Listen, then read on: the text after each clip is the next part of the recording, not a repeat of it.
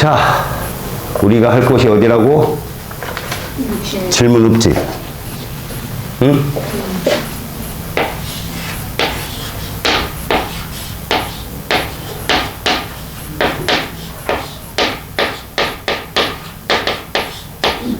오늘 들어갈 곳이 구름과 강수라. 첫 번째, 우리는 구름이 어떻게 만들어지고 그에 따른 비는 어떤 양을 계산하는 게 아니라 좁게 폭우가 쏟아지냐, 넓게 이슬비가 쏟아지느냐, 요 정도만 배울 거야. 그러면 현재로 구름이 만들어지는 건 사실 수증기가 물방울로 응결돼 생기는 거잖아. 그렇다면 그 수증기라는 기체가 어떠한 특성이 있는지 첫 번째, 물의 증발과 포화 상태를 먼저 볼 것이야. 자, 물의 증발과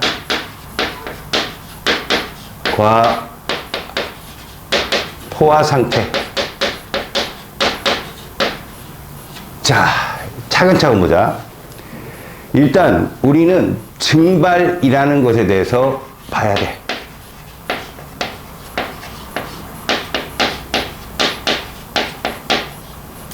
자, 증발은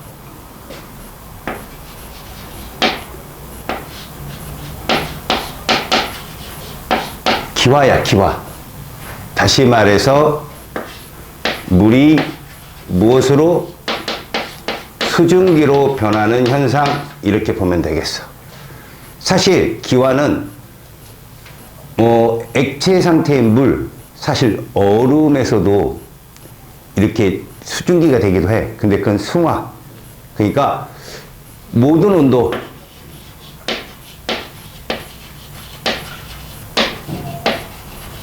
물에서 나타나.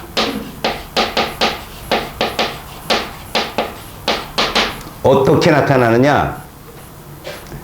물의 표면에서, 내부가 아니라 어디에서?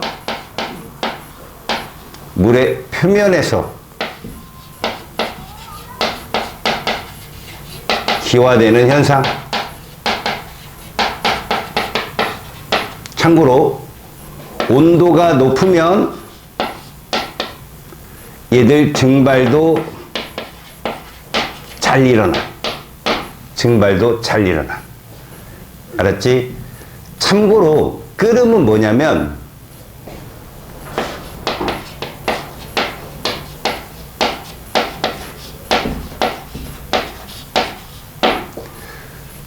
물 내부에서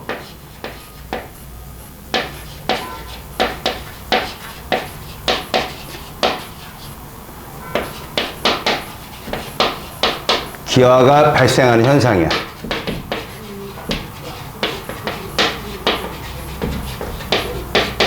그래서 부글부글 소리가 나. 알겠죠?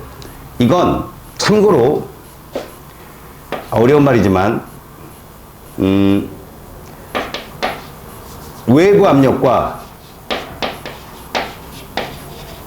일반적으로 대기압이라고 보면 돼.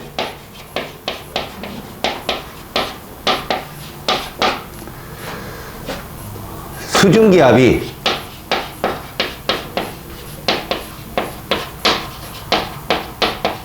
동일할 때 나타난다. 그러니까 온도가 높으면 수증기 압도 커지거든. 수증기 입자가 많아지니까 결국은 높은 온도에서 끓게 되면 외부 압력이 상당히 높다, 이렇게 보면 되고. 그래서 예를 들어서 우리가 1기압일 때 물에 끓는 점이 100도씨야. 이게 100도씨거든. 그렇다면 이게 대기압이라면 얘는 이때의 수증기압이기도 해. 100도씨 때 수증기압이 1기압이라고 보면 되는 거지. 자, 이게 끓음. 자, 그렇다면 이제 우리가 봐야 될 건 과연 이렇게 끓게 되려면 어떤 현상이 일어나고 그 다음에 증기압은 어떻게 측정이 되는 현상이냐. 거기 보면 물에 불포화 상태와 포화 상태가 있어.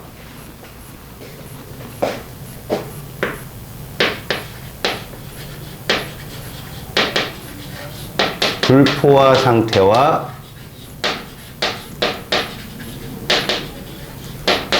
포화 상태.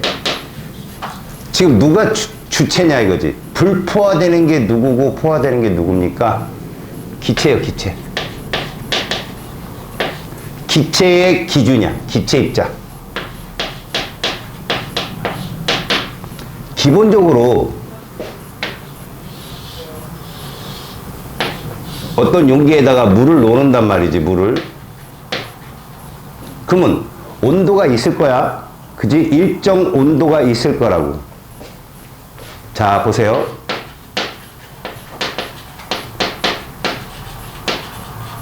일정한 온도를 유지할 때, 왜 아까 얘기했잖아. 온도가 높아지면 증발도 잘 일어난다 했잖아. 그죠? 이건 무슨 얘기에 의미하냐면, 온도가 일정하잖아요.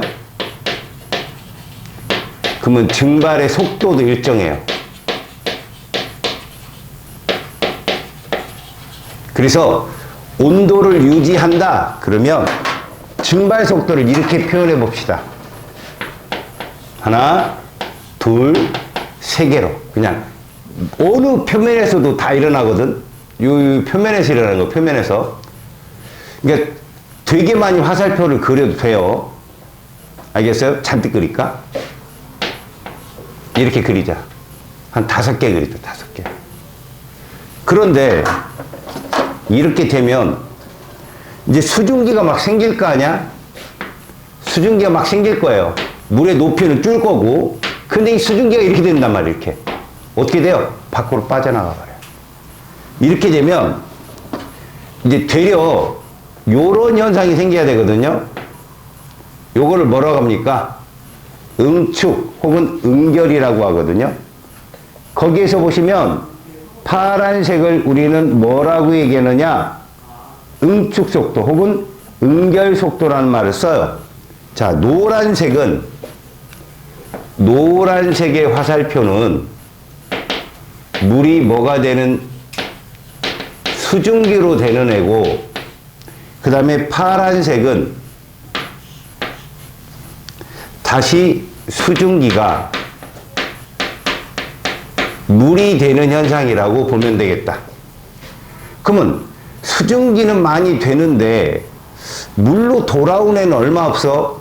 자, 이런 현상이 지속되면 얘는 이렇게 진행이 되겠죠. 물의 높이가 현저하게 줄어요.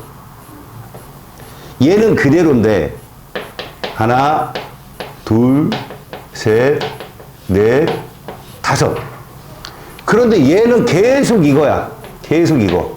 왜?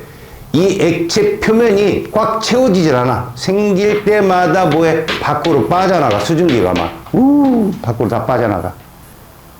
그러다 보니 증발되는 입자는 많은데 응결되는 입자가 적으니까 물의 표면은 계속 줄어. 계속 줄어. 그래서 어떻게 돼?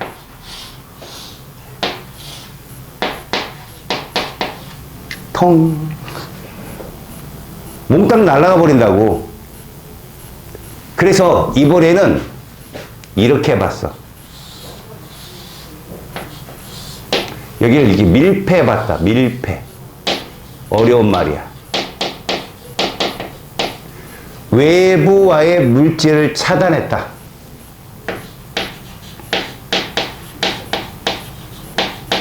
외부와 차단했다라고 봅시다. 외부와 차단했다. 이러면 나가는 기체 입자도 없지만 들어오는 기체 입자도 없는 거야. 자, 이 상태에서 물의 높이 똑같이 놓고 얘도 일정한 온도를 유지합니다. 참고로 얘는 물이겠고요. 왼쪽과 똑같이 화살표를 5개를 그려볼게요. 아, 좀 간격 좀 맞았으면 좋겠는데. 이렇게 5개 그려볼게요. 그러면 얘랑 온도가 동일한 거예요, 지금 현재. 그렇게 되면 이제 지금 처음 출발은 진공 상태가 되겠죠. 진공 상태에서 이렇게 시작되면 시간이 흐르잖아요.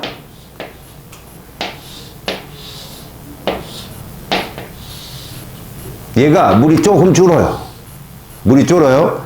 하지만 온도를 일정하게 유지했기 때문에 증발 속도는 여전해요. 그러다가 여기에 입자들이 이제 점점 차니까 이렇게 무슨 속도도 다시 수증기가 물로 되는 속도도 증가하게 됩니다. 자, 물이 수증기가 되는 속도는 일정한데 온도가 일정하니까 응결되는 속도, 이걸 응결이라고 합시다. 응축, 응결 이렇게 얘기하거든요. 응결되는 애가 많아진다. 그러다가 시간이 쭉 흐릅니다. 시간이 흐른다. 그래서 거의 충분한 시간이 흐르게 되면 물의 높이가 딱 정해지고요. 온도는 일정하니까 증발되는 속도는 여전하고요. 이렇게 되는, 결국 수증기가 물로 들어가는 그 속도하고 물이 수증기가 되는 속도가 같아지는 현상이 도착해요. 자, 다시요. 물이 수증기로 되는 이 증발의 속도와 수증기가 다시 물로 되는 응결의 속도가 동일해지는 거야. 이 현상이 말 그대로 동적 평형이라고 해요. 지금 얘들은 이 시간 이후에는요, 물의 높이는 일정합니다. 이 시간, 그러니까 지금 얘를 이렇게 놓읍시다. B, C를 놔봅시다. 이렇게 A, B, C. 자, 우리가 보시면 이런 거라고 보면 되죠. 시간이 흘러요. 이게 속도라고 합시다. 속도. 그랬을 때 이 노란색의 무슨 속도가 증발의 속도가 일정한데 파란색의 무슨 속도가 응결 속도, 응축 속도가 이렇게 점점 빨라져서 요때가 되는 시간, 요게 C라는 거죠. 요게 처음에 여기가 A고 여기가 B고 이렇게 C. 우리가 보면 이 C 이후, 그러니까 얘를 중심으로 이 전을 불포화라고 불러요. 불포화. 이 이후를 포화라고 불러요. 불포화, 포화의 기준은 누구죠? 기체 입자. 여기선 누굴까? 저 파란 색깔의 수증기예요. 수증기. 이때 되면 수증기가 엄청 많겠죠. 이 안에. 밖으로 못 빠져나가니까. 이해 갔어요? 자, 이렇게 되면 이 시간 이후에는요, 물 입자수도 일정하고요, 수증기 입자수도 일정해요. 왜 그러냐? 서로 변환되는 속도가 동일해서 일정하다는 뜻이죠. 그렇다고 두 입자수가 같다는 뜻은 아닙니다. 뭐 지금 현재 보면 이쪽으로 진행이 되면서 여기까지는 여러분들 보시면 물 입자수는 줄었을 거예요. 계속 증발되었으니까. 수증기 입자수는 늘었겠죠. 수증기 입자수는 늘었겠죠. 그렇게 된 상태에서 이 시간 이후에는 이렇게 된다고요. 이걸 우리는 무슨 상태? 포화 상태. 가장 중요하게 여기는 게 누구다? 이거죠, 이거. 우리가 보는 포화란 말은 요겁니다. 수증기 입자가 저 단위 부피 안에 꽉 차 있다. 이런 얘기죠. 알았어요? 그걸 포화라고 한다. 포화를 현상을 관찰하려면 외부와 딱 밀폐시켜야 돼요. 안 그러고 그렇게 오픈해버리면 다 날아가 버린다. 알겠죠? 그래서 우리는 요 이후를 뭐라 부른다? 요 상태, 이후를 동적이다, 움직인다는 얘기예요. 멈춘 게 아니라 움직임의 속도가 일정해서 멈춘 게 아니다. 계속 반응은 일어나는데 속도가 너무 똑같아서 동적, 그러니까 뭐랄까 멈춘 것처럼 보이는 거죠. 멈춘 것처럼 보이는 거예요. 멈춘 거 아니에요. 멈춘 것처럼 보인다. 이 상태가 이 물과 수증기의 평형 상태, 그러니까 포화 상태라고 하는 말은 우리는 수증기 입자수로 더 이상 수증기 입자수가 늘어나지 않는 이 상태를 우리는 포화, 그 이전 상태는 불포화라고 하는 거죠. 그래서 물이 수증기가 되는 그 입자수는 매초 동일한데 수증기가 물로 바뀌는 이 속도가 점점 빨라져서 결국 나중에는 동일하게 되었을 때, 그럼 우리는 이렇게 보는 거예요. 만약에 온도, 이 일정한 온도를 자꾸 높이면 어떻게 되냐? 온도를 자꾸 높이면 동적 평형에 도달했을 때 물의 높이가 자꾸 줄어요. 알았죠? 그래서 만약에 온도를 계속 높였더니 이게 다 날아갔어. 이건 동적 평형인지 몰라요. 평형은 수증기하고 물이 공존해야 돼요. 그래야 그때를 우리는 뭐라고 한다? 포화 상태. 이렇게 부릅니다. 자, 그 아래쪽에 있는 물의 증발과 포화 그 그림은 이런 거라고 보면 되겠죠? 그냥 컵 안에다가 물을 넣고 밖에 오픈 상태에 놔두면 기체는 다 날아가 버려요. 이렇게 됩니다. 텅 비어요. 근데 그걸 입구를 막아놓고 실험을 해보면 온도에 따라서 이 물의 높이는 달라지겠지만 그 물의 높이가 충분한 시간이 흐른 후에도 일정하다. 그때가 바로 포화 상태다라고 보는 거다 이거죠. 알겠습니까? 저 잠깐 질문이. 질문하세요. 선생님은 동적 평형에 도달했을 때 온결 속도가 더 이상 빨라지지 않아요? 맞습니다. 되게 중요한 건데 항상 우리에게 이런 게 있어요. 이거 좀 어려운 얘기입니다만 들어보세요. 우리는 물을 이렇게 쓰죠. 수증기를 뭐라고 써요? 이렇게 쓰죠. 결국 이렇게 가고 이렇게 가는 정반응과 역반응이 있다는 얘기인데 이 두 개의 반응이 동시에 일어난다는 얘기고요. 지금 기본이 뭡니까? 물을 놓고 이 속도를 본 거야. 이렇게 가는 속도를. 그랬더니 계속해서 온도가 일정할 땐 이 속도가 일정한데 자꾸 얘 수증기가 많아지니까 역반응의 속도가 빨라지는 거죠. 결국요. 시간이 지나잖아요. 애초에 물도 H2O고 그죠? 수증기도 H2O라면 A, B, C, H 상태 말고요. H2O 전체 입자수는 똑같아요. 이 셋이. 알겠습니까?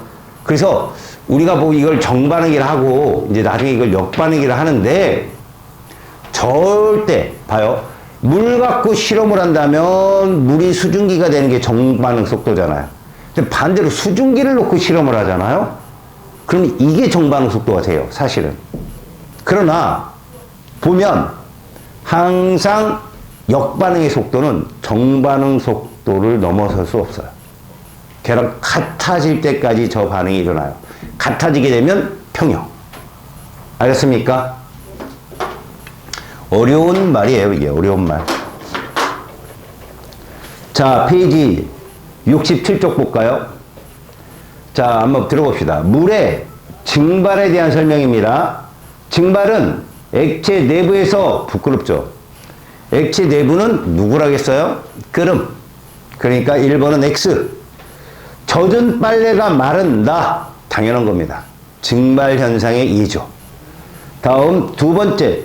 간은 오픈시켜놨고 이렇게 나는 막아놨어요. 밀폐.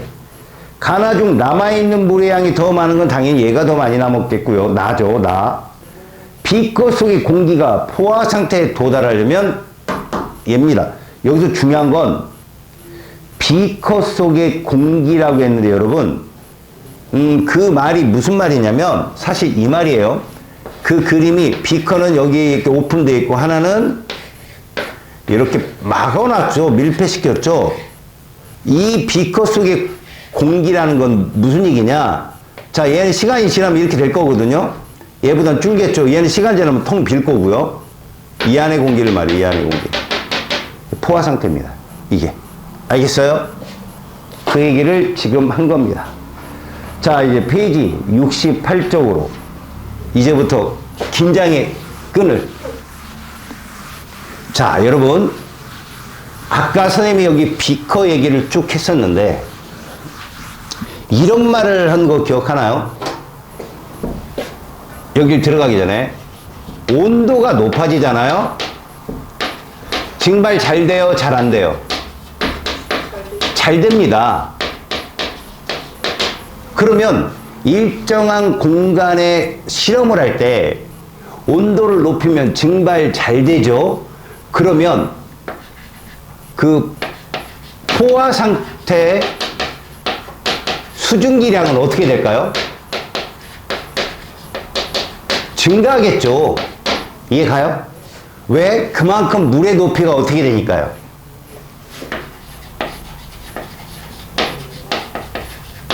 낮아지니까요.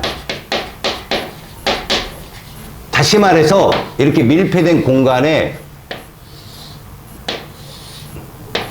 물을 집어넣고 실험을 한다. 처음에 진공 상태였겠죠. 진공. 그럼 온도를 높여주잖아요. 그러면 이렇게 증발될 거 온도 좀 높이면 이렇게 되고 좀 높이면 이렇게 자꾸 증발이 잘 일어난다. 이렇게 되면요. 물의 높이는 온도가 계속 높아갈수록 물의 높이는 계속 낮아지겠죠. 그러면서 수증기가 된 입자수는 더 많아질 거다. 요걸 일단 알아두시고. 그렇다고 비례하는 건 아니에요, 여러분. 참고로 온도에 따른 우리가 보통 수증기량이라고 하죠. 이렇게 됩니다. 이렇게 2차함수 그래프 나와요. 알겠죠? 이 수증기량 자체가 보통 미터 세제곱의 단위를 써주는데 부피죠, 부피. 그 안에 수증기량이 계속해서 늘어난다. 그건 증발이 잘 되기 때문에 그렇고 또 증발이 잘 되면 당연히 물의 높이는 줄겠고 그 안에 공간이 넓어지겠죠. 수증기 입자수도 많아진다. 이 뜻이다 라는 거죠.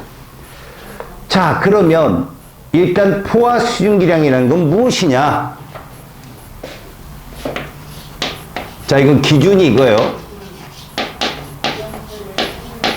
자, 포화 수증기량이라고 하는 것은 기본적으로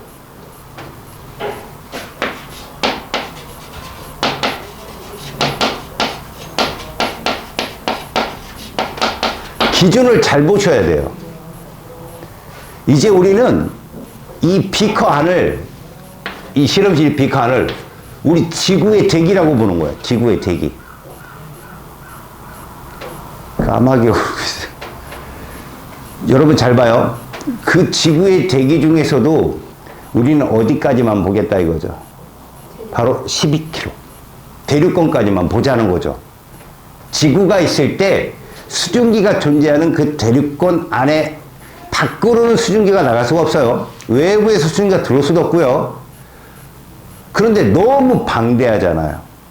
그죠? 너무 방대합니다. 그래서 과학자들이 정의를 내려요. 그래서 뭘로? 포화 상태. 포화 상태 공기 1kg이라는 정의를 내려요. 자, 이 포화 상태라는 말은 공기니까 수증기만 있겠습니까? 아니죠. 질소도 있고요. 산소도 있고요. 아르곤도 있습니다. 알겠습니까? 근데 거기에 1kg 속 수증기의 양을 g으로 나타내자. 1kg 속 수증기의 양을 g으로 나타낸가? 근데 명심할 건 이건 질량입니다. 알다시피 질량은 온도가 변해도 안 변하죠. 질량은. 근데 지금 우리가 배우는 게 누구예요? 공기란 말이야. 공기는 뭐죠? 기체거든. 그렇죠. 기체에겐 뭐가 존재하죠? 부피가 존재하거든요. 저건 조심하세요. 온도가 높아져도 1kg이라는 질량은 변해 안 변해? 안 변하지만 부피는 어떻게 될까요? 커지거든요. 아시겠어요? 그것만 기억하면 됩니다. 자, 포화 수증기량은 정의가 1kg 속의 수증기량이라고 했습니다. 그럼 기온과 포화 수증기의 양의 관계는 무엇이냐?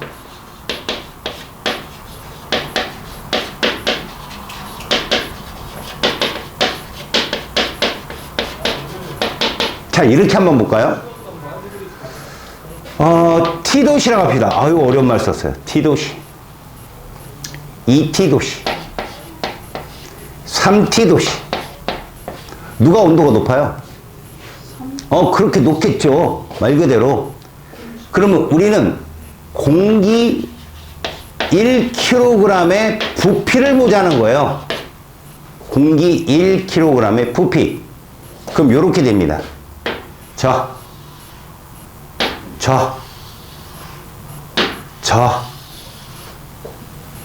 이해가세요? 자, 이런 걸 이렇게 한번 생각해 볼까요? 저 동그라미 중에 우리는 차로 한번 비교해 봅시다. 뭘로?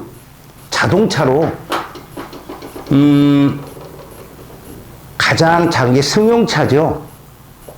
그 밑에 차는 차로 취급하지 맙시다. 무시하는 건 아니고요. 승용차는 운전자 포함 5명이 타요. 운전자 포함 꽉꽉 끼면 5명 탑니다. 택시에. 자, 걔보다 좀 큰 차를 승합차라고 합시다. 승합차.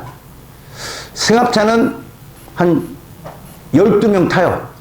뭐 8명 타는 차도 있지만 미니버스 한번 생각해 볼까요? 한 20명 타요. 자, 그러면 생각해 봐요. 얘를 승용차로 본다면 얘는 공복 승합차가 되겠고 얘는 미니버스가 될 거다라는 거 이해가요? 그 안에 타는 학생들은 수증기 입자 쓴 거죠. 이해가서요? 그러니까 온도가 높아지면 차가 커져요. 근데 걔들이 질량이 다 1kg야. 그러니까 밀도가 어떻게 나요? 작아지겠죠. 그죠? 질량은 일정한데 부피가 빵빵빵 커지니까 작아진다. 우리는 크기만 보자는 거죠. 온도가 높아지니까 포화 수증기량이 어떻게 되더라? 증가하더라. 그래서 거기 보시면 그래프가 하나 있거든요. 그래프가. 이 그래프를 한번 보자고. 당연히 가로축의 우리가 해석을 그렇게 해야 됩니다. 이 가로축을 우리가 수학에서 무슨 축이라고 그래요? X축이라고 합니다. 이걸 X축이라고, X축은 아무래도 그 이제 치역, 정의역 값이겠죠? 이거에 따라 이렇게 되는 거 아니야. 얘가 어떻게 변하냐는 거죠. Y값 아니에요. 종속값. 그래서 가로축을 보니 기온입니다. 기온. 당연히 이 아래를 0으로 잡고 올라가면서 온도가 점점 높아집니다. 10도씨, 섭씨 온도예요. 30도씨, 이런 식으로 온도가 쭉 올라가요. 그랬을 때 세로축이 뭔가 봤더니 수증기량인 거죠. 이 수증기량이 정의가 뭐라고요? 1kg당 g수. 그럼 얘 단위를 수증기량 단위를 이렇게 써볼게요.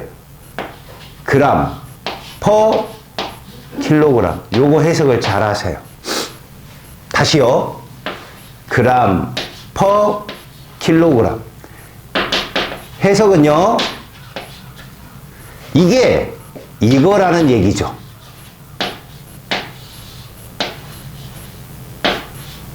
이 뜻이에요, 이게. 요걸 간지나게 쓰면 이렇게 쓰는 거예요, 간지나게. 요거 뭐라고 읽고요? 퍼라고 읽죠, 퍼. 분수입니다, 말 그대로 분수. 그럼 우리 해석을 분모부터 해석하는 거예요.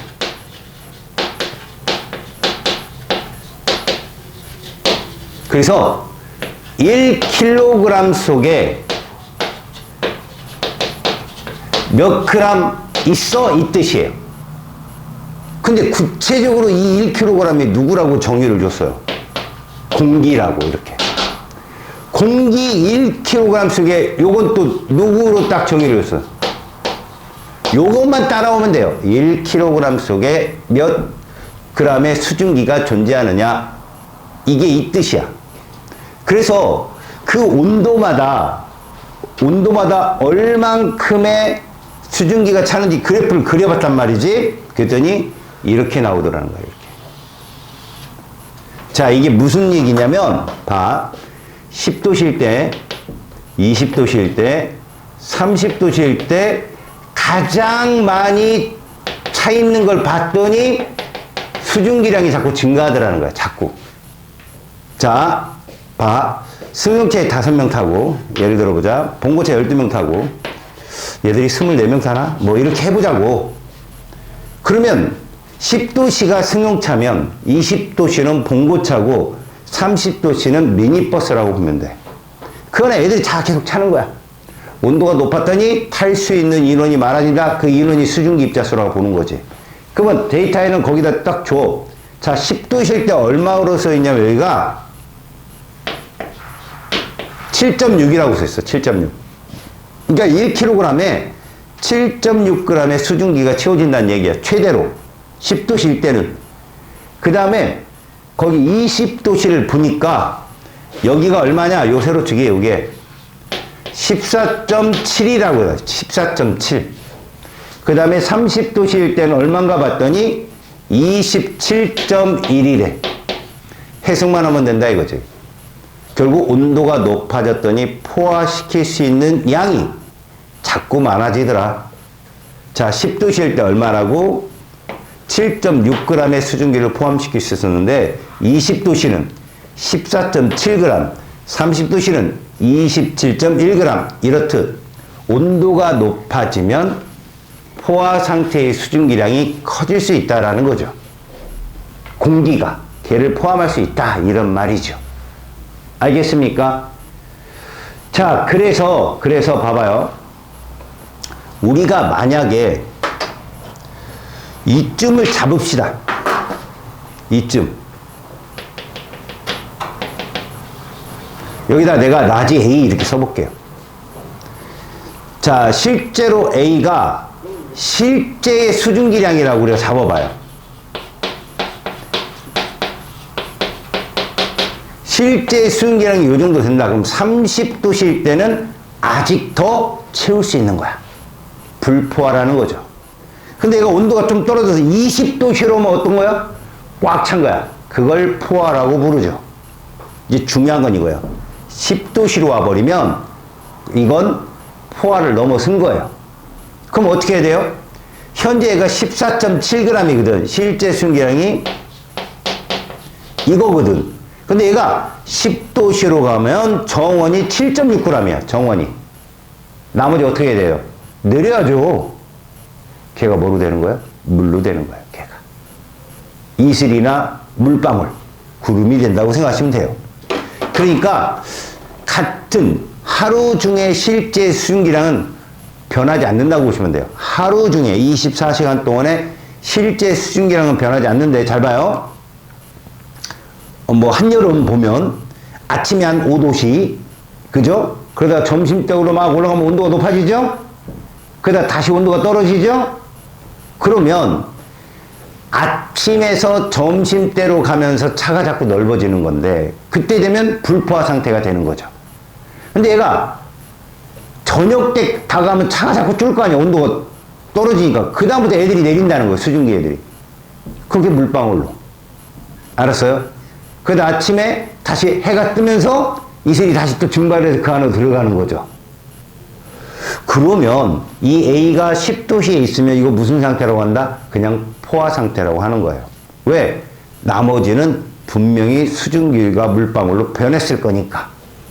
다만 10도씨, 20도씨 모두 포화인데 10도씨일 때가 포화량이 더 줄겠죠. 차에 타고 있는 애들이 얼마 없다는 거죠. 알겠습니까? 오케이?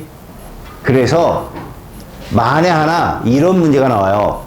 A 상태에서 포화 상태로 만들고 싶으면 어떡하냐고. 이 차이만큼 27.1과 14.7 이 차이가 얼마 나올까요?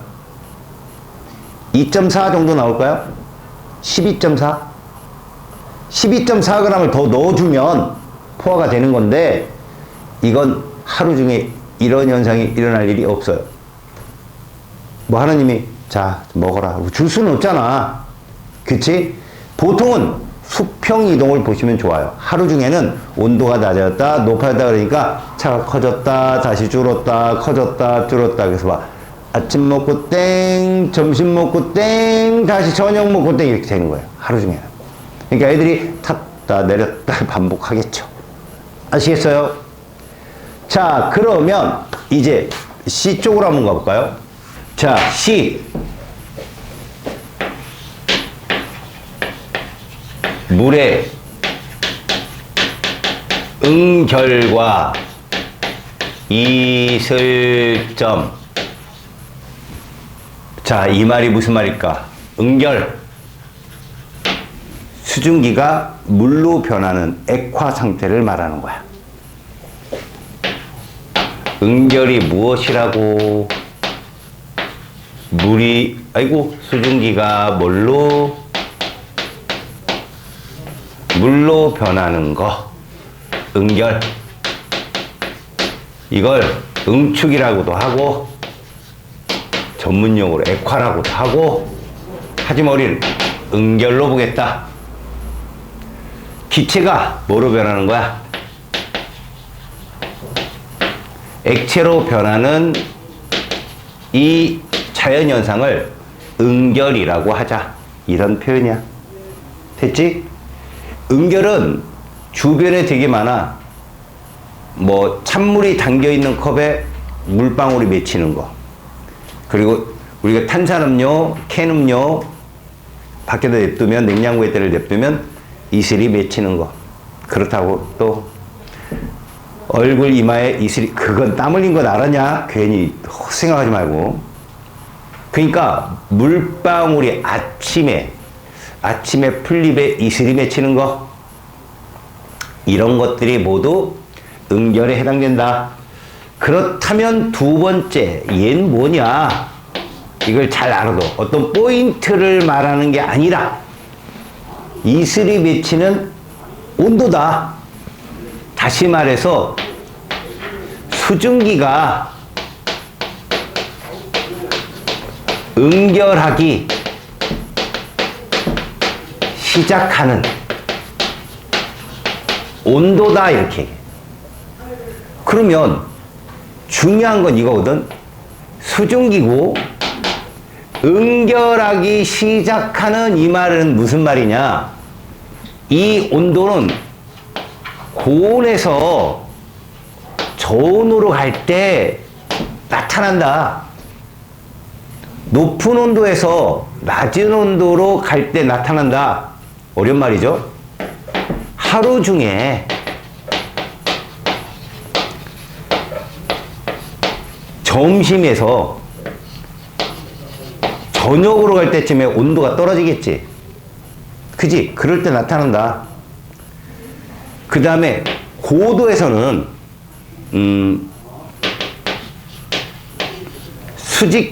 수직의 높이, 수직 높이에서는 높이가 상승하면 온도가 떨어지거든 얘들아. 이때 나타난다. 그러니까 공기가 지표에서 하늘로 상승할 때 얘들이 이제 수직 상승할 때 나타나거나 아니면 하루를 잡았을 때 점심때로, 알겠어요? 하루 중 점심에서 저녁때로 갈 때 기온이 하강하잖아. 이럴 때 생긴다. 이게 이슬점이야. 그래서 사실 우리는 요거만 배우거든. 요거만 배운다. 이 원리를 한번 볼게. 우리가 기온에 따라 수증기량을 이렇게 논단 말이야. 단위는 그러니까 그램 퍼 킬로그램. 공기 1kg 속에 수증기 몇 그램 있느냐? 그래프가 이렇게 그려진다고 보자. 이렇게. 그러면 내가 두 개의 날을 보여줄게. 어느 날은 여기에 있는 거지. 이게 뭐냐면 실제 수증기량이야. 그럼 얘를, 자, 이게 대낮이 한낮,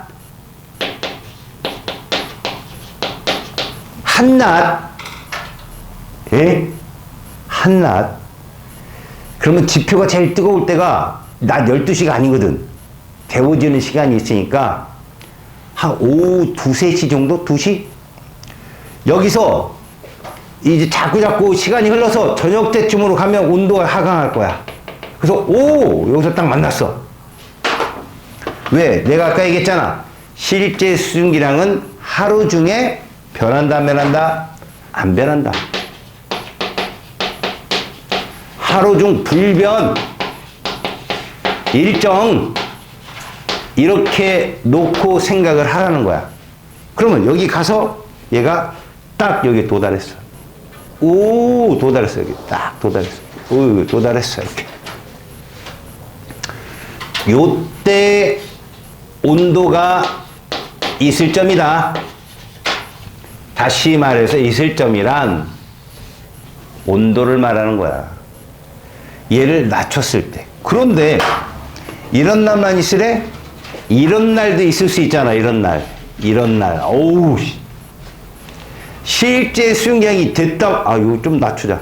이만큼 높을 수 있어. 그러면 이렇게 실제 수증기량이 높으면 얘가 쭉 낮아지다가 이쯤에서 포화 상태가 도달하잖아. 요쯤에서 포화 상태에 도달하잖아. 그렇다면 이 노란색은 여기가 이슬점이다. 이 온도 밑으로 내려가게 되면 나머지 수증기 입자들은 물방울로 다 변해야 된다. 차에서 내려야 된다. 알겠어요? 그러니까 얘는 실제 수증기량,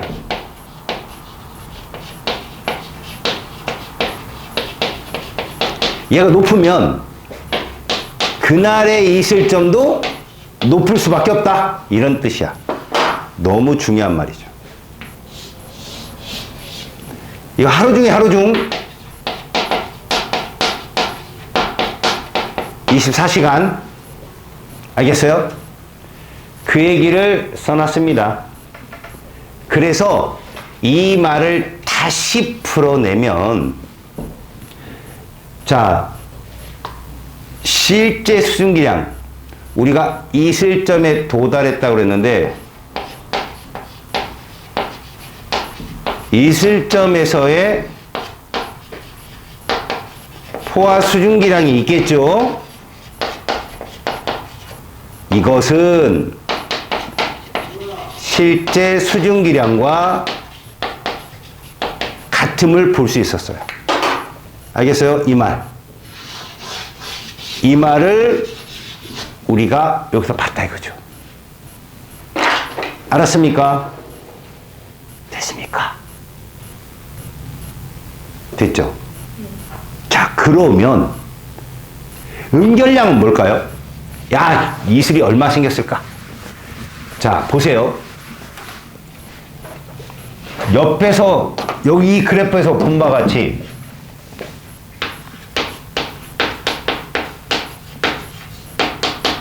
음결량이 많으려면 이거죠. 요건 조건이 뭐냐면 동일 온도에서라는 조건이 필요해요. 물론 이 동일 온도라는 건 이슬점보다 낮죠. 왜? 지금 이슬점은 포화 상태고 그거보다 좀 더 낮은 온도로 떨어뜨릴 때 응결량이 많으려면 실제 수증기량도 많은 애가 응결량도 많더라. 빨간색과 노란색을 보니 노란색이 많이 탔잖아요. 그죠? 얘가 동일한 온도로 떨어지게 되면 그 차이만큼을 내려야 돼요. 그 온도에서의 포화 수증기량을 제외한. 알겠습니까? 그래서 실제로 그 동일 온도라고 했는데 얘를 T도시라고 해볼게요. T도시 응결량은 어떻게 되느냐? 실제 수증기량에서 T도시 포화 수증기량을 뺀 값. 이게 T도시 응결량이에요. 자, 생각해 볼까요?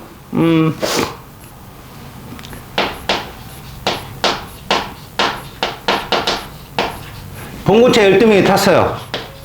꽉 찼어요. 이게 이슬점인 거죠. 내가 승용차로 바꿔 타게 되면 온도가 떨어진 거예요. 여기 5명밖에 못 타요. 여기 12명 타 있는데 이미 온도가 떨어졌죠. 그러면 몇 명이 내립니까? 여기서 한 7명이 내려줘야 되겠죠. 7명이 얘가 응결량이 되는 거예요. 얘는 뭐가 되고? 포화 수증기량이고요. 그리고 이 12명은 그 하루, 그날 하루의 실제 수증기량이겠죠. 여기가 12명 12인승이에요. 12인승에 12명 탔으면 꽉 찬 거 아니에요. 그죠? 근데 이게 높은 온도에서 내려왔을 거 아니야. 그래서 예를 들어 버스 이렇게 해보자. 버스 45인승. 그래도 얘는 12명이었을 거죠. 하루 중에 실제 수증기량은 변함이 없을 거니까. 그래서 버스 내려서 미니버스 내려서 봉고차까지 왔더니 꽉 찼어. 그 다음부터 내려가면 애들이 내려야 돼요. 이럴 수가 많아서. 이해 갔어요? 이런 표현으로 생각합시다.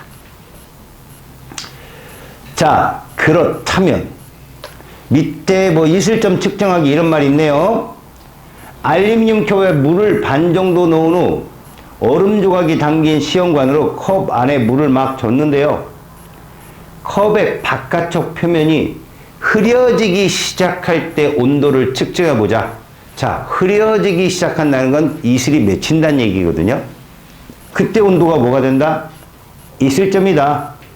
다시 말해서 그 알루미늄 컵을 이용하는 이유는 전도율이 상당히 좋거든요. 얘가. 실제로 이런 일도 있습니다. 딱딱한 삼겹살. 전도율이 알루미늄 컵이 얼마나 되냐? 딱딱한 삼겹살. 냉동 삼겹살. 걔를 칼로 막 자르려면 칼이 부러집니다. 그걸 해동을 어떻게 시키느냐? 자, 여기 좀 냉동 삼겹살이 있어요. 딱딱합니다. 사실 얘로 못도 박을 수 있어요. 땅땅. 그때 요렇게 알루미늄으로 된 주방 기구를 이렇게 위아래에 딱 내려놓으면 손쉽게 얘를 녹일 수가 있어요. 전도율이 좋아서요. 알겠습니까? 열의 전달률이 좋아서 얘가 해동이 쉽게 된다고, 해동이. 알았어? 그래서 그 실험에서도 알루미늄 컵을 갖고 실험을 한 거죠. 실제로 캔 음료가 다 알루미늄이에요. 알겠어요? 가볍잖아요. 자, 오른쪽 69쪽에 문제 볼까요? 다음은 포화 수증기량에 대한 설명입니다. 자, 포화 수증기량은 포화 상태의 공기 1kg에 들어있는 수증기 양을 g으로 나타내었기 때문에 우리는 뭐라고 표현한다? 이렇게 표현한다. 아니거든. 공기 1kg 중에 들어있는 수증기 g수 이렇게 해석을 한다.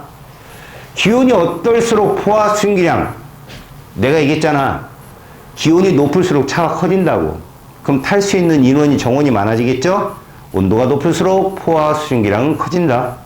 두 번째, 그림은 포화 수증기량 곡선을 나타내는 것인데 A, C 중에 포화 상태인 공기는 그러면 여러분 포화 상태의 공기는 기온과 수증기량 그래프에서 얘는 그램 퍼 킬로그램이 되겠고요. 단위가 그래프가 이렇게 나와 있단 말이지.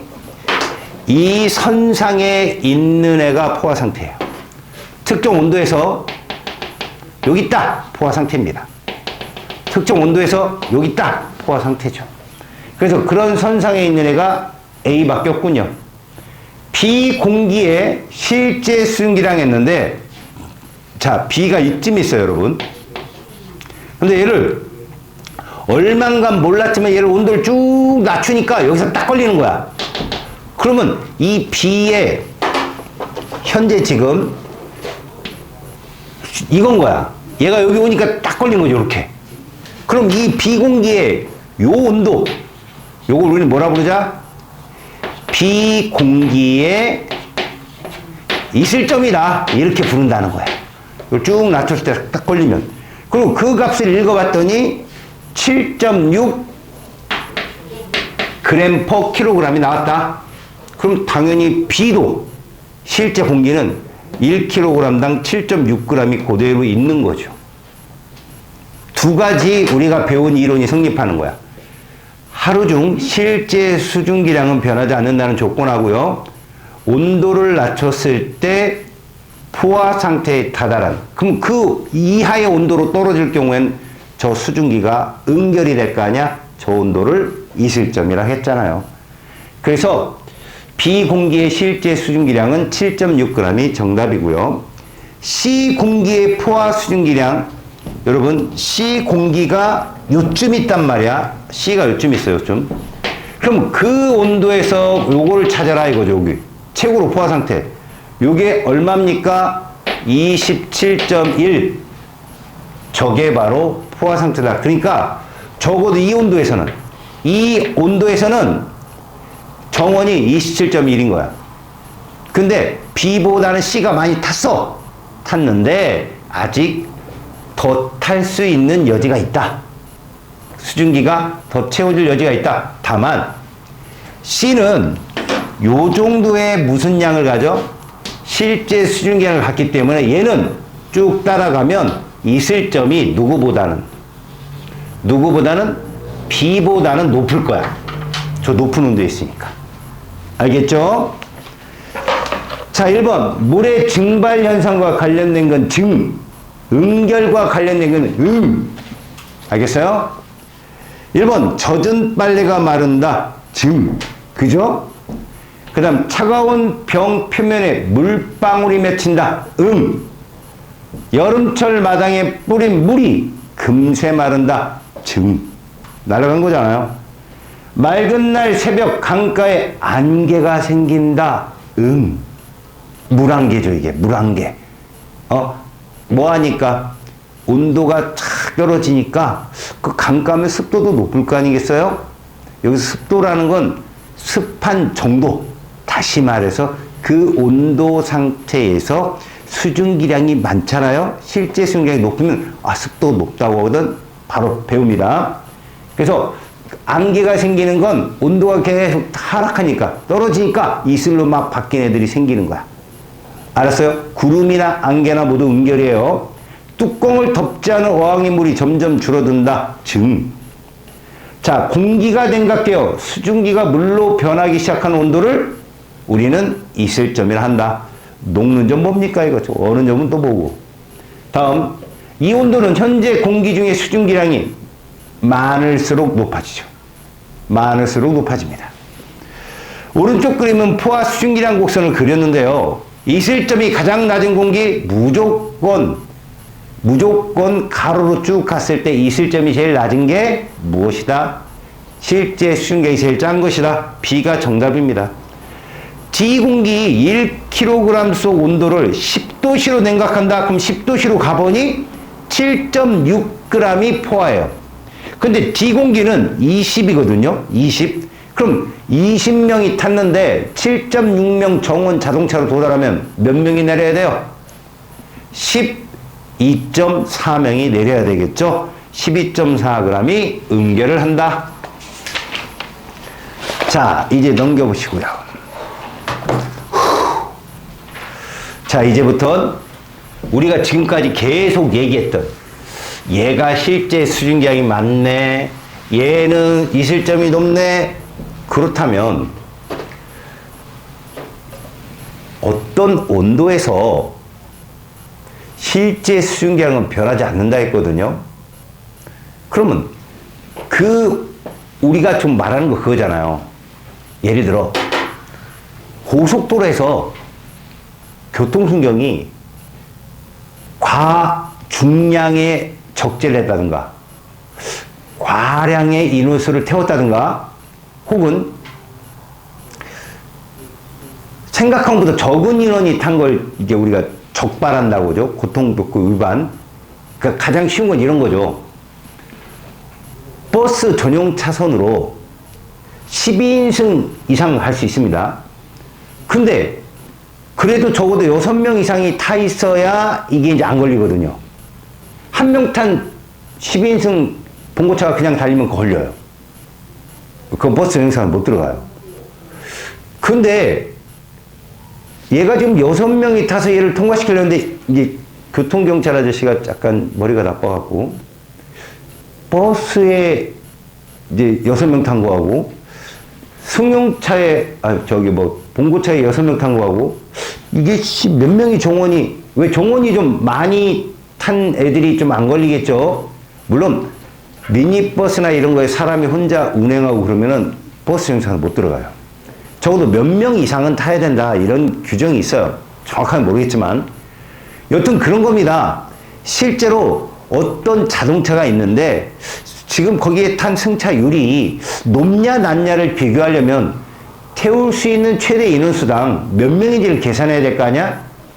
지금 우리가 측정을 해야 될 이 값이 그거야.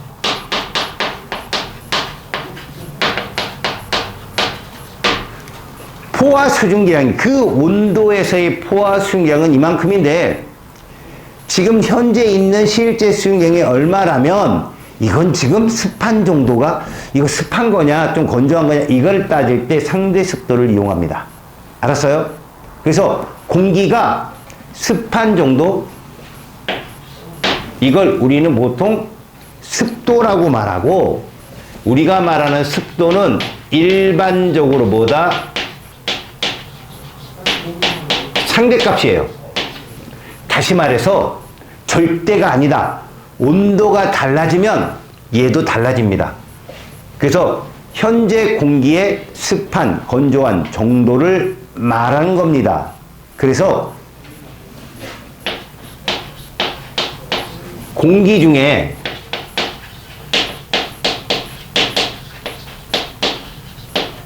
습한 정도를 따질 때는 그 온도에서 포화 수증기량이 작을수록 알았어요? 실제 수증기량이 일정하다면 포화 수증기량이 작을수록 혹은 온도가 일정할 경우엔 실제 수증기량이 많을수록 자 다시 한번요.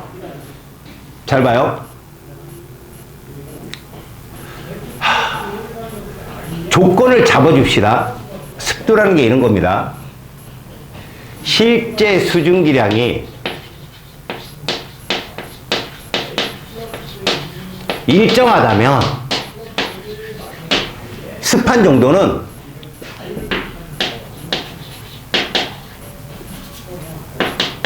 상대 습도가 커지려면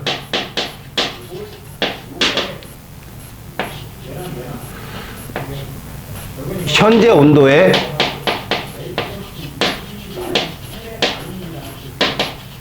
포화 수증기량이 어떨수록 작을수록 습도가 커져요. 정원이 적을수록 커진다고. 이건 기온이 낮을수록이에요. 현재 포화 수증기량은 기온하고 같은 말이니까. 그러면 만약에 온도가 일정하다, 기온이 일정하다면 이런 조건이요. 이건 상대 습도가 커지려면 실제 수증기량이 어떻게 된다? 커지면 돼요. 그러면 상대 습도가 높아지는 거예요. 왜? 기온이 일정하다는 건 현재 포화 수증기량이 일정한 거거든. 그래서 상대 습도의 정의가 뭡니까? 라고 한다면 우리가 보통 퍼센트로 나타내죠. 상대 습도를. 자, 뭐 곱하기 100분위로 나타내니까 현재 포화 수증기량, 현재 기온에 최대로 채울 수 있는 수증기량, 이거 분해 실제 수증기량이에요. 현재 공기 중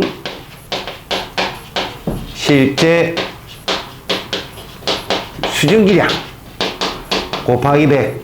그래서 무슨 말입니까? 이 말은 얘가 일정하다면 분모가 어떨수록 이게 커지겠어요? 작을수록 커지겠죠. 그게 얘가 줄고 이 얘기다. 그 다음 이 얘기는 얘가 일정하다면 분모 값이 어때야 돼요? 얘도 일정하고, 그죠? 얘가 분모가 일정하잖아, 지금. 분모가 일정하면 상대 습도가 커지려면 이게 분자가 커져야 된다. 이 뜻이에요. 지금 이 말이 지금 요거의 해석과 요거의 해석을 가만히 보시면 얘를 알 수 있을 거예요.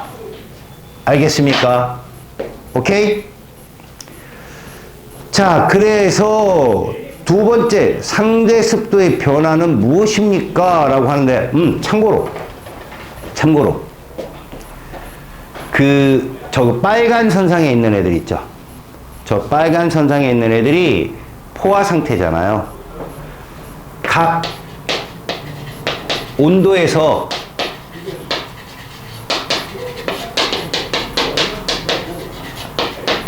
포화 상태의 상대 습도가 100%예요. 이게 무슨 말입니까? 이슬점에서의 상대 습도는 100%다는 뜻하고 똑같아요. 바로 여기가 이슬점 얘기거든요. 이슬점은 무조건 상대 습도가 100%인 거예요. 그래서 알았죠? 자, 그래서 거기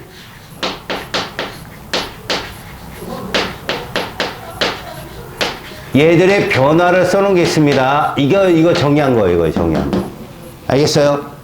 그래서 상대 습도가 높으려면 결론입니다. 분자가 어떨수록? 분자가 클수록. 그렇죠? 그러니까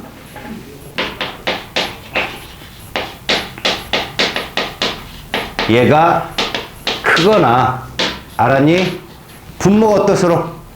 작을수록. 그러니까 기온이 낮거나, 기온이 낮다는 말은 이게 줄어드는 거니까. 알았지? 이 애들의 정의입니다. 자, 맑은 날 하루 동안, 요거 시험에 잘 나오니까 잘 보세요, 그래프. 맑은 날 하루 동안. 왜 이 조건을 줬을까요? 흐린 날은 100%거든요, 상대 습도가. 알겠어요? 흐린 날은 100%예요. 구름이 잔뜩 껴있으면 그 상대 습도 100%예요. 좀 비 와요. 알겠습니까? 그러니까 맑은 날 하루 동안에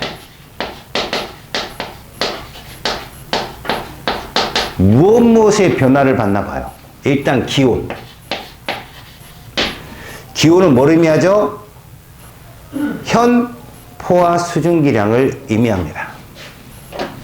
요 기온은 뭘 의미한다고요? 현 포화 수증기량. 기온이 높으면 같이 높아지죠. 다음, 상대 습도. 이거의 해석은 실제 수증기량은 어떻다? 일정하다는 조건을 갖고 푸셔야 돼요. 실제 수증기량은 어떻다고요? 일정하다. 상대 습도 계산할 때 뭐를 조건을 알고 있다?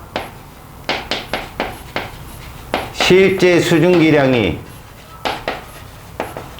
일정하다는 조건을 갖고 있고요.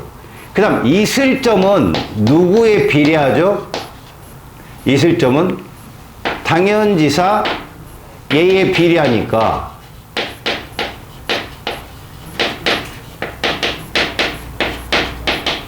결국 이슬점은 거의 일정하다고 보시면 됩니다. 하루 종일 일정하다. 자, 그러면 그래프를 한번 보겠습니다. 이렇게 그려져요. 자, 이쪽은 기온이고요. 가로축은 시간입니다.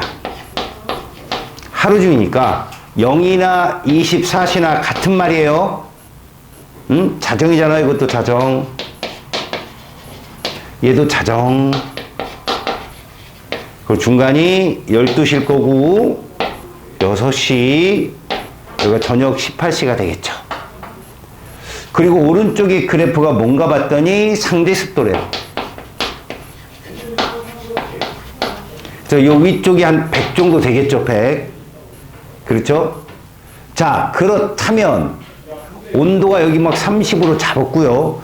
온도 그래프를 보니 지금 현재 기온 그래프가 어떻게 나오나 보세요. 한 여기 정도를 10으로 잡았나요? 여기 한 10 잡았죠? 여기 15 정도 위에 잡았고 10, 15, 여기가 20 잡았고 여기가 15도시고 여기가 25도시고 이렇게 도시를 잡았습니다. 근데요, 이 그래프가 이렇게 내려옵니다. 요 아래에서 6시까지 떨어진 다음에 여기서 갑자기 쭉 올라가죠. 어디까지 올라가요? 몇 도시까지 올라가요? 25도시까지 언제까지 올라갑니다. 근데 오후까지 내가 오후까지 이렇게. 그러다가 떨어집니다. 이렇게 떨어지는데 어디까지 떨어지나 보세요. 15 정도까지 이렇게 떨어져요. 이게 기온선이라고 하는 거죠. 그럼 요때가 언제냐? 오후 2시에서 그 정도, 오후 2시 정도. 지표가 뜨겁게 가야 해. 오후 2시. 이 오후 2시를 우리가 보통 14시라고 하거든요. 24시 기준으로. 요때가 지표가 가장 뜨거운 거예요. 가장 뜨겁다. 그래서 여러분들은 기온선 그래프를 보시면 이게 곧 뭐다? 포화 수증기량이구나. 이렇게 하시면 돼요. 이때 자동차가 제일 큰 거야. 이해 갔죠? 자, 그 다음엔 상대 습도의 그래프를 보시면 대부분 어떻게 나온다? 상대 습도 그래프가 이렇게 나오더라. 봅시다. 여기에서 출발합니다. 여기가 이제 80 정도 되는데 여기서 이렇게 그래프가 이렇게 나와요. 이렇게. 그래서 여기까지 이렇게 떨어져요. 그 다음에 다시 이렇게 올라가요. 이 상대 습도 그래프랑 기온 그래프를 가만히 봐봐요. 서로 반비례 관계죠. 이건 뭘 의미합니까? 하루 중에, 봐요. 하루 중에 우리가 보통 말하는, 봅시다. 요거. 하루 중에 실제 수증기량은 일정한데 분모가 계속 상승을 하잖아요. 얘는 떨어지게 돼 있어요. 그래서 오후 2시 정도에 제일 밑에 있고 제일 위에 있는 애들은 서로 상반되는 기온선과 습도선이에요. 습도는 이때가 제일 적죠. 그 밑에 흐물흐물 움직이는 애 있잖아요. 흐물흐물 움직이는 애. 여기서 이렇게 이게 있을 점이에요.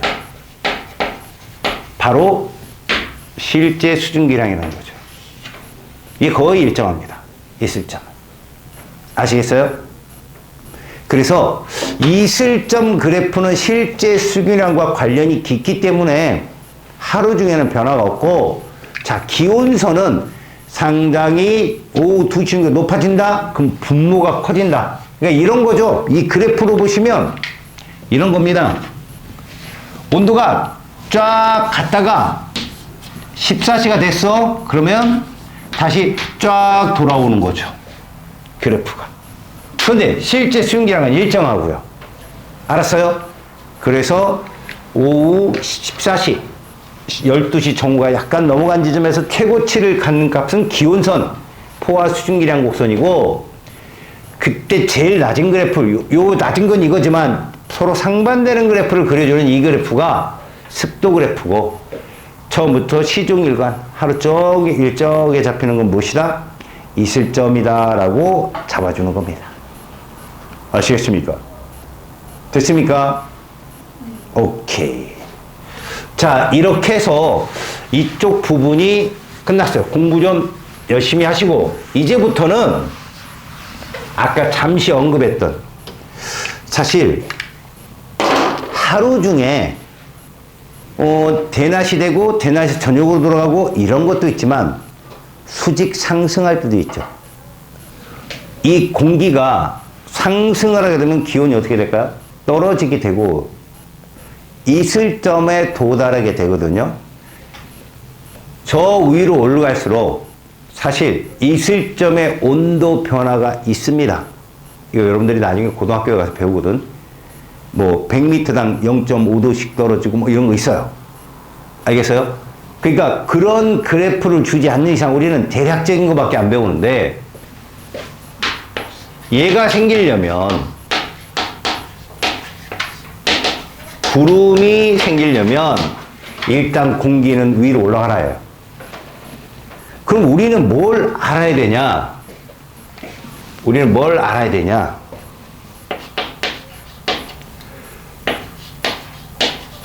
보도에 따른 기온 변화를 다시 한번 보자는 거예요. 수증기가 있어야 구름이 생기죠. 고도에 따른 기온 변화를 선생님은 여기까지만 보겠다는 거죠. 대륙 공개면. 왜? 요 안에서만 지표로부터 12km까지만 수증기가 있을 거니까 이 안에는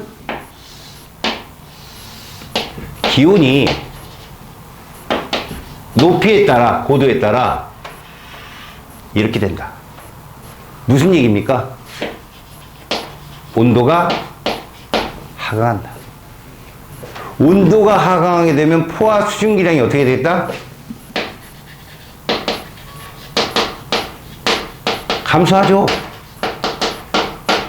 다시 말해서 공기가 올라가는 것만으로도 자동차가 죽는 거야. 그럼 이 안에 있던 실제 수증기량들도 사실 뭐 빠져나가서 뭐도 되고 이렇지만 그 양이 그대로 보존된다면 어느 정도 높이에 가면 이슬이 되고, 그게 어떤 먼지나 이런 것들 만나면 붙어요. 그래서 공기 중에서 중력에 의해서 떨어지지 않는다면 구름으로 존재하는 거야. 그 물방울들이 만약에 중력을 못 이기고 떨어지게 되면 그게 비가 되는 거죠. 아시겠어요? 그래서 사실 공기 중에 수증기가 응결해서, 공기 중에 수증기가 응결이나 아니면 응고를 하거든요. 그러니까 물방울이 응고를 하게 될 수도 있죠. 이렇게 되면 이게 위도별로 좀 다른데, 이 구름이 적도가 다르고 온대지방이 달라요. 적도지방은 뜨겁죠. 그래서 올라가면 다 물방울이야. 고대 물방울. 근데 우리나라가 속한 중위도 지역은 올라가면 얼기도 해요. 그래서 구름의 성분이 마냥 물방울은 아니에요. 그래서 거기 보시면 우리나라를 기준으로 했거든요. 그래서 빙정설이라고 하거든, 이거를. 여러분들이 배우진 않아요. 거기 보면 구름이라는 것은 중위도 지역 기준으로 잡아줘요. 중위도 지역 기준으로. 그래서 공기 중 수증기가 물방울이나 얼음 알갱이 존재하는 것을 우리는 구름이라 삼는다. 클라우드.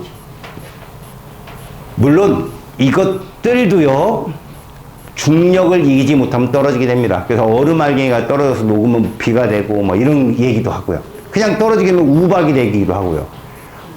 그 약간 언 상태가 떨어지면 눈이 되는 거죠. 뭐 이런 것이 바로 빙정설인데, 이 빙정설이란 말은 여러분 안 나오니까 알아두시고, 열대지방은 달라요. 저위도 열대지방은 순수하게 물방울로만 존재합니다. 근데 우리를 얘기하는 거, 자, 구름의 생성 과정을 한번 봅시다. 보시려면 이걸 좀 알아야 되는데, 거기 있는 과정을 다 외우는 게 아니라 기본적으로 여러분들이 아셔야 돼요. 이게 무슨 얘기냐? 기본적으로 이렇게 지표가 있잖아요. 지표가. 지표 쪽은 압력이 높아요. 근데 높이 올라가게 되잖아요. 압력이 낮아요. 그래서 높은 산이나 비행기를 타고 올라가면 이렇게 압력이 좀 떨어집니다. 비행기 탔을 때 과자 봉지 하나를 들고 타면 저 이륙 갈 때 보면 봉지가 빵빵해져요. 터지진 않지만. 알겠어요? 그래서 여기 있는 공기 덩어리들이 보세요. 단열이 된 상태라고 그래요. 이 단열이란 표현이 뭐냐면 외부와 열 출입이 없다고 정의를 준 거예요. 열 출입이 없다. 그럼 그 내부의 에너지가 곧 무엇이다? 온도가 되는 거예요. 이거 이상기체를 기준으로 한 말이에요. 내부의 기체의 온도가 내부 에너지라고 불리는 놈인데, 얘가 여기서는 이렇게 된다는 거죠. 주변의 압력이 어때요? 우와, 셉니다. 그런데 저 위로 올라가게 되면 이렇게 커져요. 압력이 이렇게 된 거죠. 이렇게. 자, 이게 뭘 의미하느냐? 여러분, 외부 압력이 세다는 건 내부의 압력과 외부 압력이 같은 거거든. 그러니까 요 화살표 길이가 내부에서 밖으로 밀어내는 이 압력 또한 똑같다고 보시면 돼요. 밀어내는 이 압력 또한 얘들이랑 같다. 그럼 여기도 이렇게 되거든요. 이랬을 때 이게 평형이 돼서 공기가 팽창을 하게 되는데, 원래 공기가 얼마냈어? 원래 공기가 요만했잖아. 요만했는데 얘가 지금 이 빗금침만큼 부피가 팽창한 거야. 그럼 이거를 뭐라고 얘기하냐면 외부에 일을 했다 이렇게 표현해요. 외부 일을 했다. 근데 에너지, 전체 에너지는 보존돼야 되는데 내부의 온도를 내부 에너지라고 쳤을 때 일을 해버리면 내부 에너지가 일로 전환되어서 떨어져요. 내부 에너지가. 그래서 무슨 얘기냐? 압력이 높은 곳에서 가면 요 위로 가면 부피가 커지거든요. 위로 가면. 여기 있는 부피에서 여기로 올라가게 되면 공기 부피가 뭐한다? 팽창한다 이렇게 얘기해요. 팽창한다. 그러면 이거를 알아둬라. 내부 온도가 어떻게 된다? 하강한다 이 얘기죠. 내부 온도가 하강하게 되면 뭐에 도달하게 된다? 이슬점에 도달하게 되겠죠. 그죠? 그럼 수증기가 응결하고 고로 뭐가 된다? 구름이 된다. 자, 다시 봐보세요. 공기 덩어리가 상승을 합니다. 이런 걸 기류라고 하거든요. 얘가 요렇게 상승을 하게 되면 내부의 온도가 어떻게 되겠다? 내부의 온도가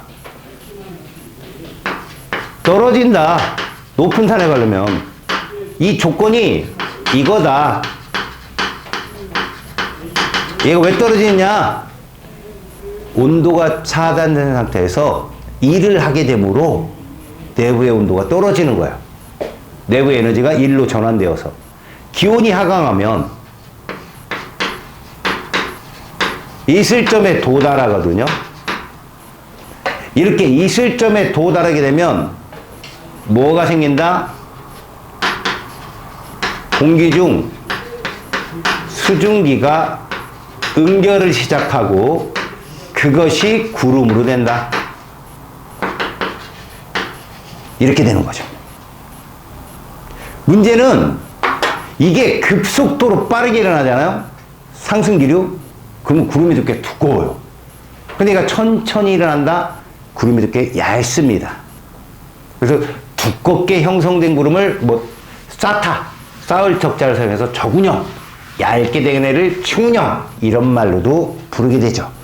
자, 그러면 기본적으로 구름이 생성되려면 제일 중요한 게 뭐가 일어나야 돼요? 제일 중요한 건, 상승이 일어나야 되는구나. 뭐가 일어난다? 상승. 다시 말해서, 얘가 있어야 되는구나. 공기덩어리에 상승이 있어야 되는구나. 그래서 밑에 구름이 생성되는 경우라고 쓰죠? 그죠? 구름이 생성되는 경우,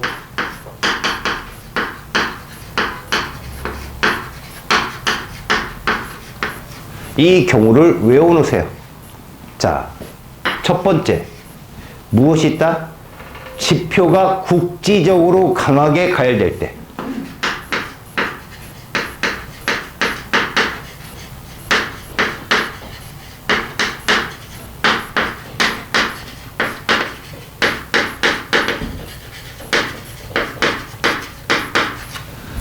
이제 국지적인 좁은 지역이라거든요. 일부분. 그래서 뭐가 형성되는 거죠? 얘가 형성되는 거죠. 상승기류. 여러분, 공기가 지표를 따라 움직이면 바람이거든. 근데 얘가 저 위로 올라가는 건 기류야, 기류. 저 꼭대기에서 움직이는 것도 기류고. 그 다음에 두 번째, 공기가 이동 중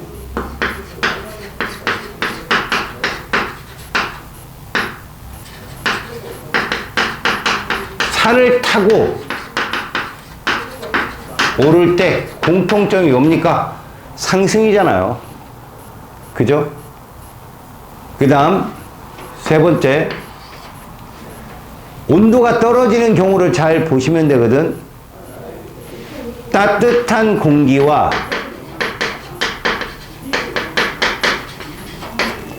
이게 뭐예요? 기온이 어떤 거예요? 높은 애잖아요. 찬 공기. 이건 기온이 낮은 거죠? 만날 때. 이런 걸 전선이라 하거든? 이런 구름 생겨요. 얘가 타고 올라가느냐, 아니면 찬 공기가 밀고 들어오느냐, 그 차이죠. 네 번째. 아니야, 이것도 한번 보여줄까? 두 가지 경우가 있거든, 얘들아. 이렇게 한번 볼까? 이게 찬 공기가 밀고 들어올 때야. 둘이 만나는 거야. 여긴 따뜻한 공기. 이렇게 얘가 밀고 들어오게 되면 이 따뜻한 공기 위로 올라가고 밑으로 파고 들어가거든. 찬 공기가 밀도가 크니까 여기서는 이렇게 수직으로 발단한 저군형 구름이 생겨요. 그 다음 여기서 말한 대로 이렇게 될 때, 그러니까 따뜻한 공기가 이렇게 타고 올라갈 때 이런 거죠. 여기는 찬 공기고, 그러면 여기서 이런 식으로 충운형 구름이 이렇게 만들어져요. 여기서. 다음에 네 번째, 기압이 낮은 곳으로 공기가 모여들 때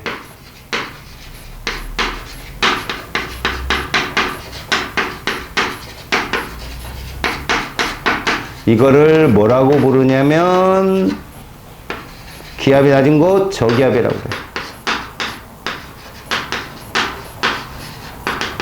저기압의 중심부.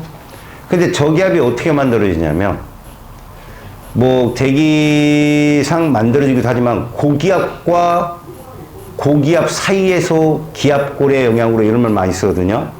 갑자기 저기압이 생기기도 해요. 또 공기가 제일 중요한 건 이거죠. 공기가 모이면 상승기류가 생겨요. 알겠죠? 네 가지를 명심해라. 자, 71쪽 문제 보자. 현재 기온의 포화 수증기량이 30입니다. 무엇을 알려주는 거냐? 정원이 30명이라고 알려준 거야. 현재 포화 수증기량이 30이래.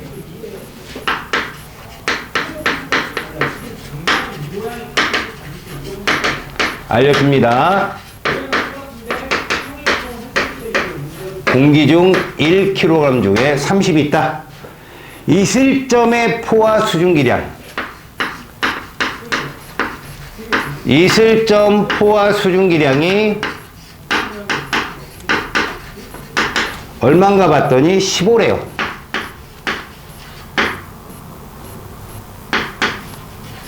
여기서 알아야 될 건 이거예요. 지금 공기인 거예요. 현재 공기의 포화 수증기량이 이렇다는 건 이건 뭐에 비례한다? 현재 온도예요, 지금. 현재 온도에서 최대로 채워내는 30g이야. 근데 이슬점은 무엇을 알려주는 겁니까? 실제 수증기량을 알려주는 거예요.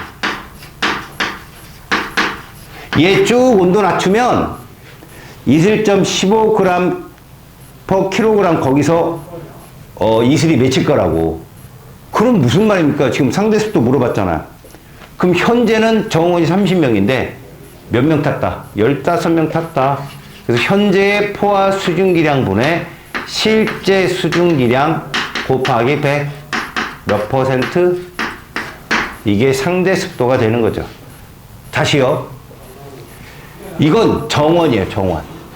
이 온도에서 정원이 30명인데 몇 명이 탔는지 몰랐어. 근데 차량을 계속 줄여 내려가다 보니까 15명일 때부터 애들이 포화 상태가 되더래. 그럼 지금 15명 있는 거라니까? 알겠어요? 왜? 실제 수증기량은 변하지 않기 때문에. 알겠죠? 자, 두 번째, 상대 습도에 대한 설명입니다. 포화 상태 공기는 상대 습도가 100%다. 맞는 말이에요. 포화 상태 공기의 대표적인 게 누구였어요? 아까 이슬점이었죠? 그거 100%입니다. 공기 1kg 속에 들어있는 수증기량이 같으면 상대 습도도 같다? 부끄럽죠? 잘 들으세요. 공기 1kg 속 수증기량이 동일? 이건 무슨 이야기라고요? 실제 수증기량이에요, 이거. 그렇다고 상대 습도가 모두 똑같을까요? 아니에요. 이걸 나눠야 되잖아. 누구로 나눠요? 이걸로 나누잖아요. 현 포화 수증기량. 이거 다 다르죠. 이거 다 다릅니다. 현재 포화 수증기량은. 그래서 얘가 똑같다면, 실제 수증기량 똑같다면 이건 하루 중 얘기예요. 하루 중.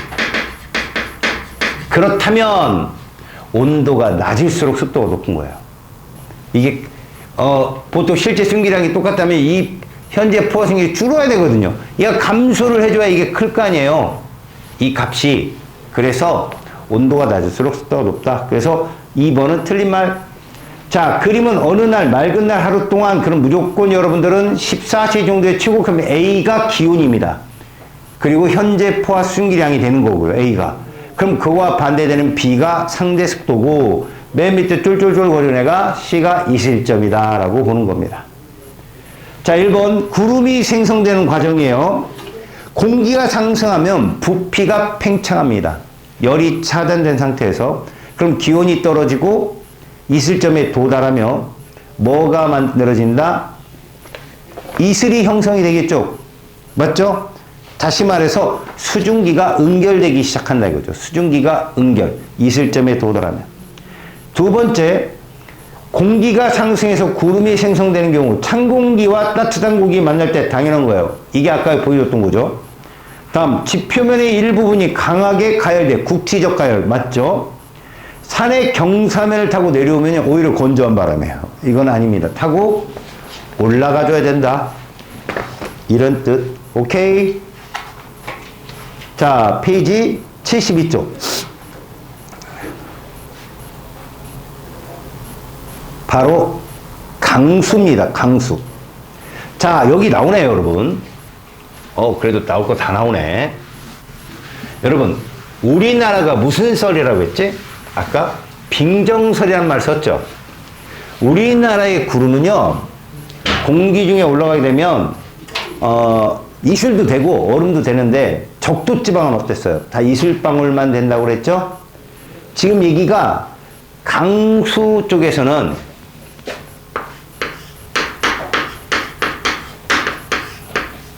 말 그대로 어떤 구름이 얼만큼 비를 내리느냐 이런 거죠. 그래서 강수는 비교 같은데요. 비나 눈이 지표면에 떨어지는 양을 뜻해요. 알았어요?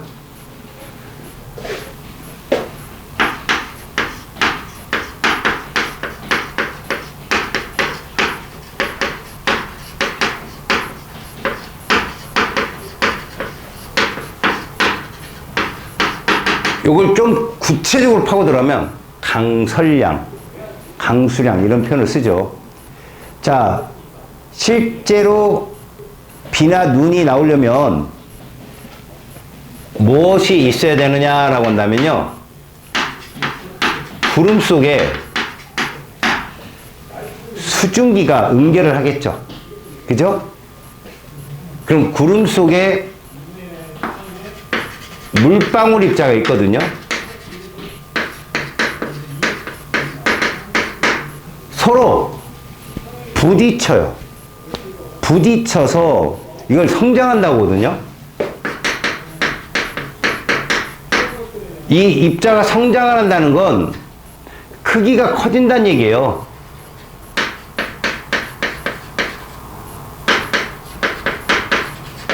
그래서 물방울이 되거나 아니면 얼음알갱이가 되거나 이러면 비, 눈이 되어 떨어져요. 심한 우박도 돼요. 결국 물방울 입자가 중력을 이기지 않고 공간에 떠 있게 되면 구름이고요. 그것들이 뭉쳐서 중력을 이길 수 없게 되는 순간 떨어지면 그게 비가 되고 눈이 되고 우박이 된다는 뜻이죠. 거기에 구름 입자 보면 0.02, 안개 입자는 0.2. 그래서 안개는 지표와 가까운 곳에 형성되는 거죠. 근데 빗방울 보니까 2. 살벌하죠? 엄청나게 큰 겁니다. 알겠어요? 빗방울은 적어도 구름 입자보다 100배 크죠. 100배. 그러면 중력을 이길 수 없고 떨어집니다. 두 번째, 강수 이론. 그렇다면 저 위에 있는 구름이 어떻게 존재하냐에 따라서 강수 이론이 성립합니다. 그래서 거기 보시면 병합설이라는 말이 나오는데 이 병합설은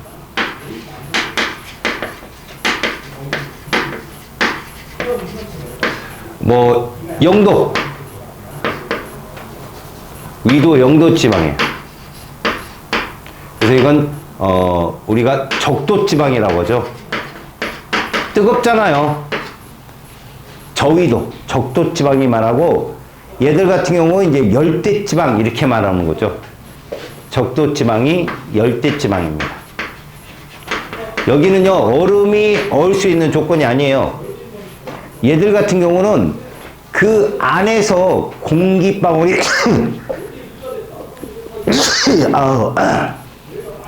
물방울이 만들어지는 거예요. 물방울. 자, 봐봐요.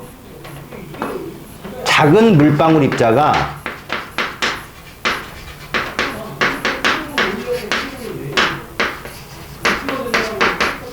성장을 해서 큰 물방울 입자가 돼요. 오로지 물방울만 있어. 그래서 얘들 막 비 쏟아지는 거 봐봐요. 한 방에 바닥에 떨어지는 거 보면 막 지름이 5cm짜리 물 모습이 딱 보여요. 굉장히 크죠. 그래서 얘는 따뜻한 비라고 그래요. 엄청난 폭우가 쏟아지죠. 알겠죠? 그래서 병합설은 적도지방 얘기하는 거고 우리나라가 빙정설이야. 이건 위도 한 20에서 30? 요 정도? 30에서 40? 그러니까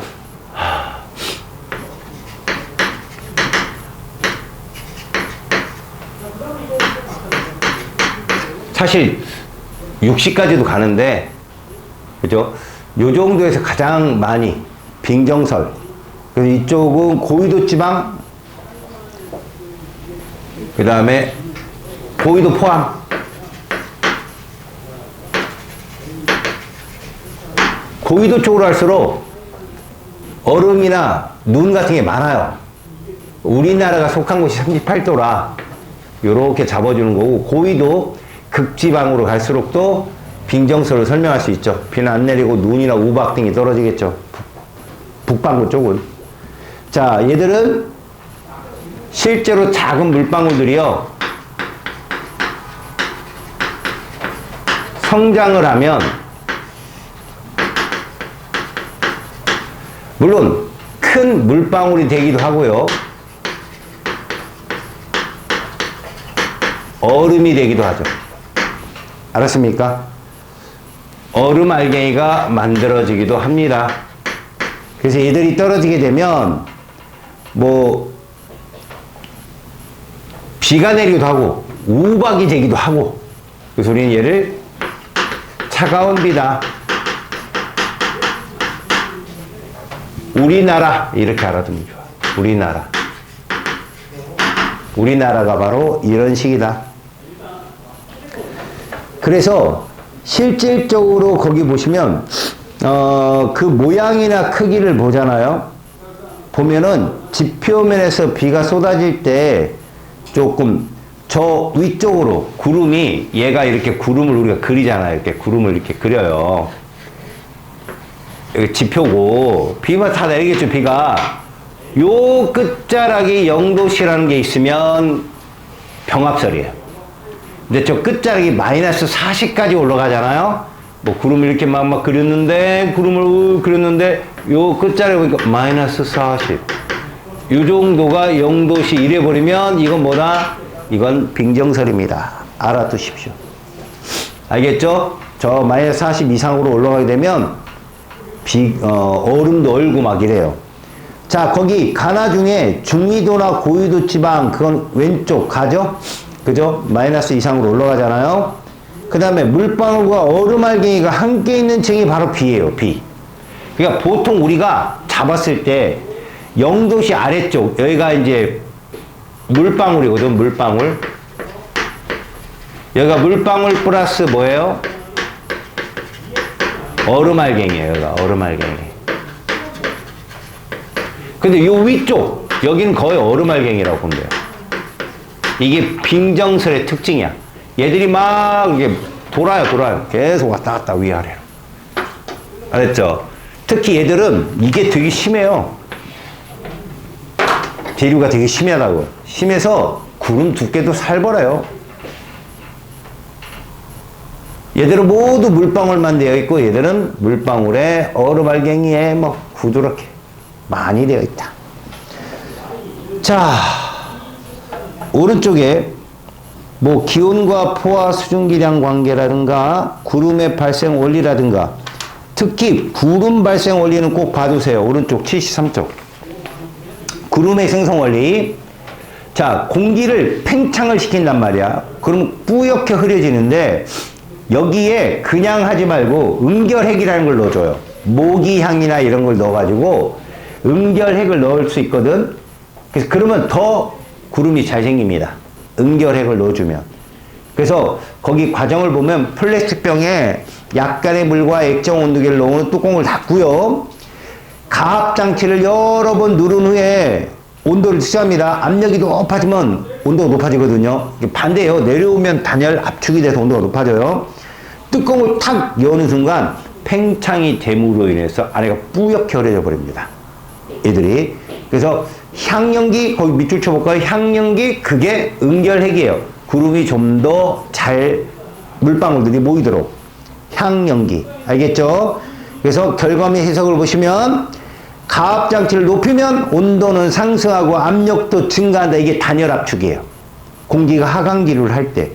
변화 없어요. 구름도 있던 구름도 사라집니다. 날씨가 맑은 거. 그 고기압 중심부거든. 근데 뚜껑이 딱 열리면 단열 팽창이야. 온도 확 떨어지면서 구름이 확 생겨 뿌옇게 흐려진다. 그때 뭘 넣어주면 더 효과가 좋다? 응결핵. 알겠죠? 그래서 밑에 구름의 생성 과정입니다. 공기 덩어리가 상승하면 부피가 팽창. 기온이 이슬점 이하로 내려오고 수증기가 응결해서 구름이 생기는데 실험할 때 향을 넣어주는 건 뭐 때문에? 응결핵. 알겠죠? 그럼 숙제가 와우 축하드립니다. 엄청 많아요. 엄청 축하드립니다.